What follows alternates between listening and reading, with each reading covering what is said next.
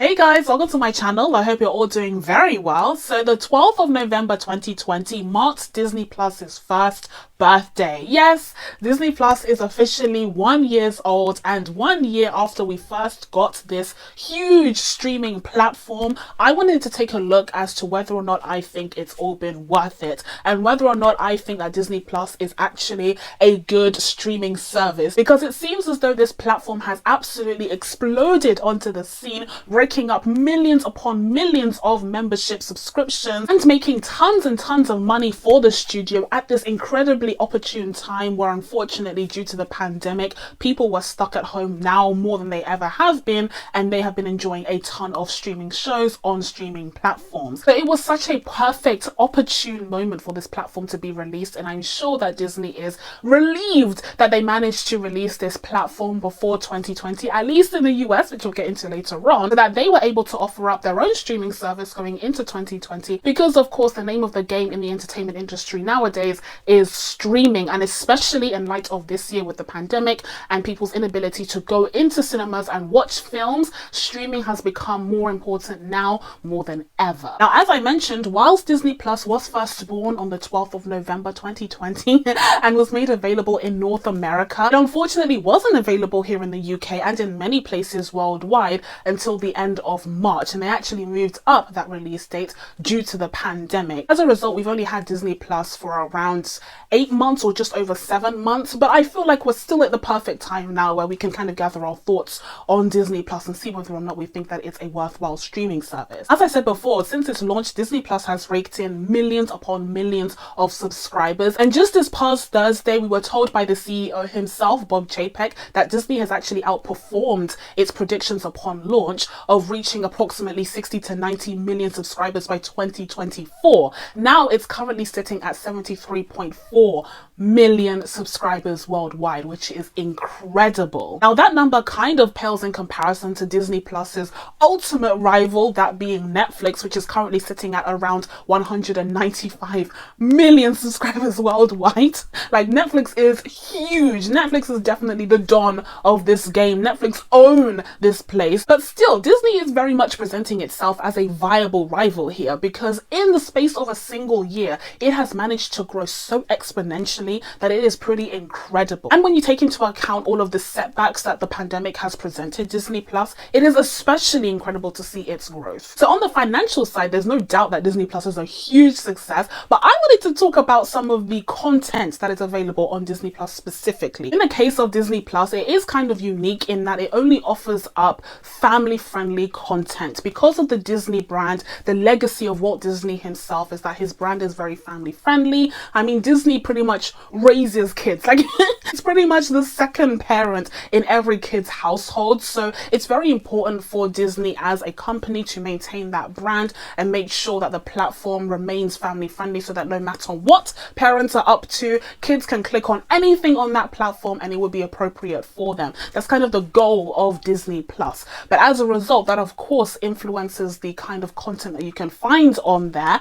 And as someone who is, in their early 20s, sometimes when you're on Disney Plus, okay, and you see some of these kiddie shows, it can be a little bit of a turn off. Now, what really attracts adults, people who are my age and slightly older, is the nostalgia factor. Oh my, the nostalgia factor is key when it comes to Disney Plus. This is what has dragged so many people in, is the idea that you can click on all of these films, all of these TV shows of your childhood that made up your childhood. That is a boon to this platform, and it's definitely something that has attracted millions of people throughout. So I don't know about you guys, but most of the time when I'm on Disney Plus, what I'm doing is checking out old Disney Channel original movies. Okay, I rewatched the Cheetah Girls, brilliant film. Cheetah Girls 2, even better. I also rewatched a ton of Disney Channel series. That's So Raven, Recess. I rewatched the entirety of Recess. It was incredible.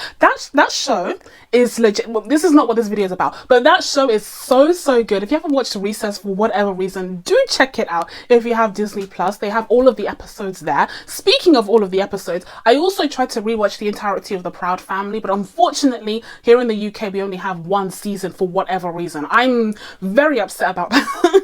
I'm very upset about that. I'm hoping that they bring in the other seasons of The Proud Family soon, because it's a necessity. It's required reading at this point. So I don't know what's going on there. Probably some sort of licensing issue, but then get it done. Get it done immediately. I know a lot of people have also been checking out some of the non-Disney offerings that Disney Plus has. For example, of course, The Simpsons. I think The Simpsons is a juggernaut. I think it is a huge reason why a lot of people signed up to Disney Plus. It's definitely a boon to this platform, especially people, you know, wanting to have something in the background. You can just turn on episode after episode of The Simpsons. I mean, it's one of the most long-running shows of all time. So having The Simpsons on there, I'm sure, accounts for many, many hours of watch time on this platform. I personally don't watch The Simpsons. I don't know why, but I'm not attracted to The Simpsons in that way. When I see The Simpsons amongst all of the Disney offerings, I tend to lean towards the Disney stuff. But I mean, definitely at some point I will be clicking on The Simpsons and I'll find myself watching it for the next 50 years. I think it speaks to the power of this brand that they're able to do that, because I don't think a Warner Brothers would be able to do that in that way. Even though Warner Brothers does have IP that is associated with, you know, nostalgia, that is associated with, you know, childhood. A lot of people can connect to that IP. For example, Harry I was gonna say Harry Potter, but yeah, Warner Brothers has a ton of IP. Universal has a ton of IP, but neither of those studios are associated with childhood in the way that Disney is, and I think it's definitely an advantage to them when it comes to this platform. However, let's talk about the elephant in the room, shall we? Because when it comes to Disney Plus, the major weakness that it has is definitely new content. The new content is lacking. The new content is disappointing. I mean, the one show that we can pretty much universally agree upon as being a huge success for this platform is The Mandalorian. The Mandalorian is an excellent series. It's an excellent Star Wars offering. The way that it adds something to the Star Wars universe, whilst also rewarding die-hard fans of Star Wars who watch the Clone Wars, who've seen all of the films, who read all of the books. There are so many references in there. It's so cleverly written. Dave Filoni and Jon Favreau just do such a great job with this series, whilst also giving us a brand new story in the universe, like I said. So I just think The Mandalorian overall, just a huge success for this platform. But where's the others? Where's the other stuff? Unfortunately, because of the pandemic, we missed out on a lot of new offerings that we were super excited about when launch day came for Disney Plus. I'm talking about the Marvel stuff. I'm sorry, I'm not even going to beat around the bush. Where's my Marvel stuff? I am a Marvel fan. I'm not a Star Wars fan. I don't care about Star Wars that much. Where's my Marvel stuff?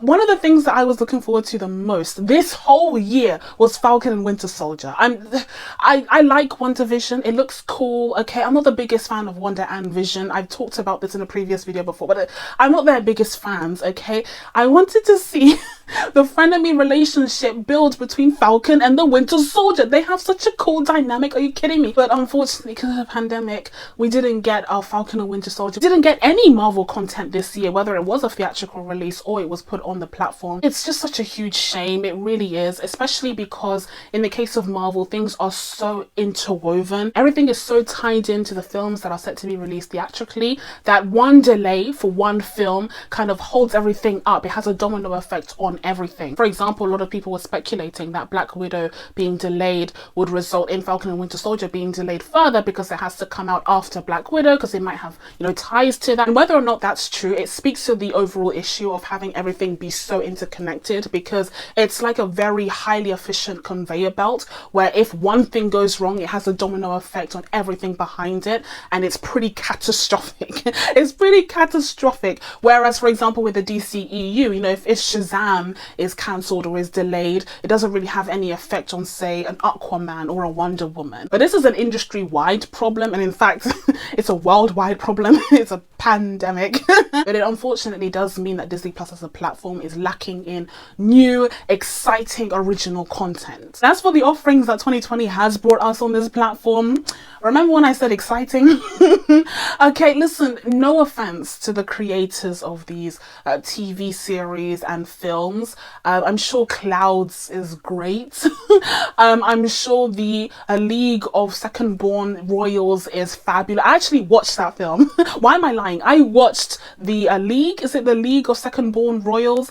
That film is not the best Disney Channel original movie. Let's just put it that way, okay? Like I said, the offerings that we have gone on this platform this year have just been lacking. Like, they're not that exciting. There's not a lot of buzz surrounding them either, except for except for two things actually that did make waves. Firstly, Beyonce's Black is King.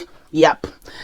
Cultural reset, absolutely. Now, I personally feel like this would have been a much bigger deal, even still, if it had been released alongside The Lion King last year, as it kind of would have tied in better with the release of the film, because the two projects are closely related.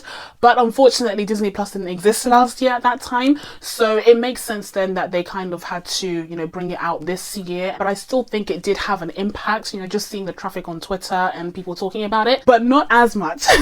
Not as much as Hamilton. Hamilton is what Disney Plus needed. Everyone was talking about Hamilton when it was released on Disney Plus, so much so that they reported 10 million extra subscribers solely after the release of Hamilton. That is crazy. I have no doubt that a lot of those subscribers were adults who weren't initially attracted to Disney Plus, but because of the addition of Hamilton in their catalogue, they ran. They sprinted, especially because we can't get the theatrical experience in real life due to the pandemic this year. So having it on screen at least, especially this much revered, highly regarded musical, just stroke of genius. I'm sure that Disney was hoping to replicate and even exceed the success of Hamilton when they released Mulan, but unfortunately the cards didn't fall right. There was so much controversy surrounding that film. On top of that, a lot of people didn't like Mulan, and on top of that, Disney decided to introduce this Premier Access feature where people would have to pay $30 or £20 in order to watch the film on their platform, and I think that rubbed a lot of people the wrong way. People just weren't willing to pay an additional £20 to watch Mulan in a platform that they already pay for on a monthly basis, that a lot of people already see as superfluous to their entertainment budget. It was a tall order, and just this past Thursday when Bob Chapek was talking about the success of the company, he failed to mention anything about Mulan, any numbers on Mulan, which just goes to show that it really did flop. It really was a failure on Bob Chapek's part, because people just didn't eat it up. I wonder if the Premier Access would have worked for a film like Soul. Perhaps it was more critically acclaimed, if people enjoyed it, and if it was surrounded by less controversy, perhaps that would have been a better tester for whether or not Premier Access is a viable option for Disney Plus. But I still think that the price point was far too high even then, and ultimately I am glad and I am happy that Disney Plus is offering it for free or for no additional fee on the platform on Christmas Day, because I feel like, again, because of the new offerings being so few and far between, they need to give us something in order for us to feel like the money that we're spending on these monthly subscriptions is worthwhile. Although, speaking of the monthly subscription itself and the money that we're paying for it, ultimately it doesn't feel like a huge sacrifice, because Disney Plus still remains as one of the cheaper options when it comes to streaming services. It's currently only charged at about $5.99, I believe, or $6.99 in the US, so it's very reasonably priced, and that's kind of how they get you.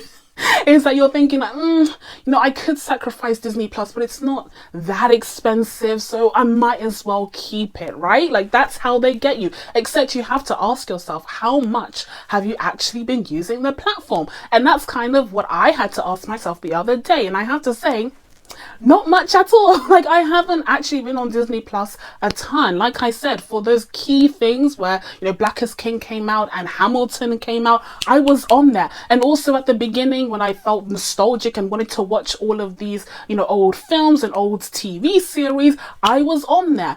But in between those moments, it was crickets. Like, I was on Netflix, I was on YouTube, I was on Amazon Prime.